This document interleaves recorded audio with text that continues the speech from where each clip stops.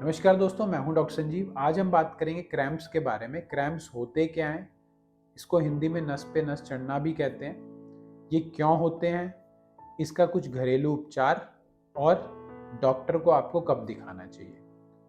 पहली बात, क्रैम्प्स होते क्या हैं। आमतौर पे जब भी हम अपनी मसल को यूज़ करते हैं तो वो कॉन्ट्रैक्ट हो रही होती है। यानी कोई वज़न अगर हम उठा रहे हैं तो हमारी मसल्स कॉन्ट्रैक्ट होती हैं, तो हम वज़न उठा पाते हैं। चल रहे हैं तो हमारी मसल्स कॉन्ट्रैक्ट हो रही हैं, इसलिए चल पाते हैं। जब ये बिना वजह कॉन्ट्रैक्ट हो रही होती है, अगर आप रेस्ट पे बैठे हुए कुछ भी नहीं कर रहे, तब भी आपको ऐसा लग रहेगा कि सडनली मसल टाइट हो रही है, तो इसको क्रैम्प कहा जाता है।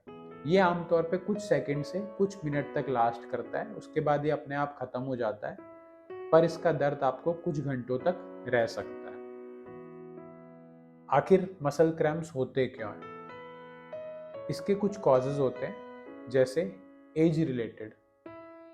एज के साथ हमारी मसल्स उतनी एक्टिव नहीं रह पाती, जिनके कारण जो पेशेंट्स एजिड होते हैं उन पेशेंट्स को ये ज़्यादा होता है। इसके अलावा कंडीशनिंग, जो लोग रेगुलरली एक्सरसाइजेज नहीं करते और सडनली कोई एक्टिविटी कर लेते हैं, जैसे ज़्यादा वॉक करना या कुछ क्लाइंब एक्टिविटी या शायद ज़्यादा साइकिलिंग करना, इन एक्टिविटीज़ के बाद शाम को या रात को उनको क्रैम्प देखे जाते हैं। इसके अलावा स्वेटिंग, अगर गर्मी ज़्यादा है, आपको ज़्यादा स्वेटिंग हुई है, तो उसके बाद भी क्रैम्प्स काफ़ी कॉमन है। इसके अलावा प्रेगनेंसी में बहुत कॉमन देखे जाते हैं। प्रेग्नेंट फीमेल्स के अंदर क्रैम्प्स बहुत कॉमन होते हैं।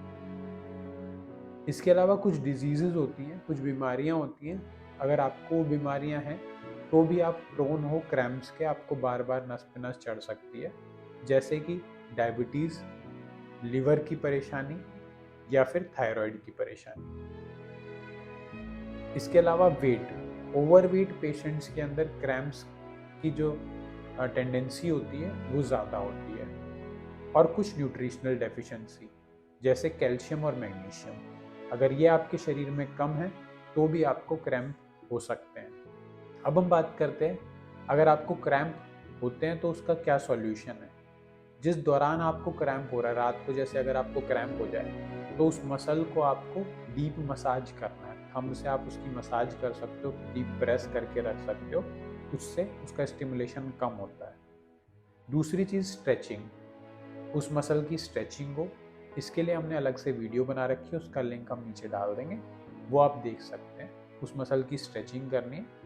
और तीसरी चीज़ वार्मथ, थोड़ी गर्माहट देनी है उसको। अगर गर्माहट देंगे तो भी हमारी मसल सेटल हो जाएगी। इसके अलावा अगर आपको क्रैम्प रेगुलरली आते हैं, अभी नहीं आ रहा है लेकिन रेगुलरली आते हैं, तो आप क्या चीज़ रेगुलरली फॉलो करें ताकि आपको क्रैम्प्स ना आए। तो पहले एज रिलेटेड और कंडीशनिंग की बात करें तो ये चीज़ें एक्सरसाइज से अवॉइड की जा सकती हैं। अगर आप रेगुलरली एक्सरसाइज करते हैं, भले ही आपकी एज ज़्यादा है, वेट ज़्यादा है, या फिर आपको क्रैम्प्स की टेंडेंसी ज़्यादा है, तो आपके क्रैम्प्स सेटल रहेंगे, कम रहेंगे आप। इसके अलावा आपको वाटर, पानी सही मात्रा में लेना है। अगर आप पानी कम पीते हैं तो उसको सही मात्रा में पीना शुरू कीजिए। दिन में कम से कम 6 गिलास पानी पीना है। अब हम बात करते हैं कि आपको डॉक्टर को कब दिखाना है। अगर ये क्रैम्प्स आपको रोज़ाना परेशान कर रहे हैं और इन शुरुआती इलाज से, जो घरेलू इलाज हैं, उनसे आपको आराम नहीं आ रहा है, तो आपको डॉक्टर को दिखाना चाहिए। इसके अलावा अगर आपकी स्किन के ऊपर कोई बदलाव है, स्किन के अंदर कोई रेडनेस है या पैर के अंदर कोई स्वेलिंग है, तो भी आपको दिखाना चाहिए। हो सकता है कि आपको कोई इन्फेक्शन हो रही हो, उसके कारण आपको पेन हो रहा हो और आपको लग रहा है कि क्रैम्प हो रहा है।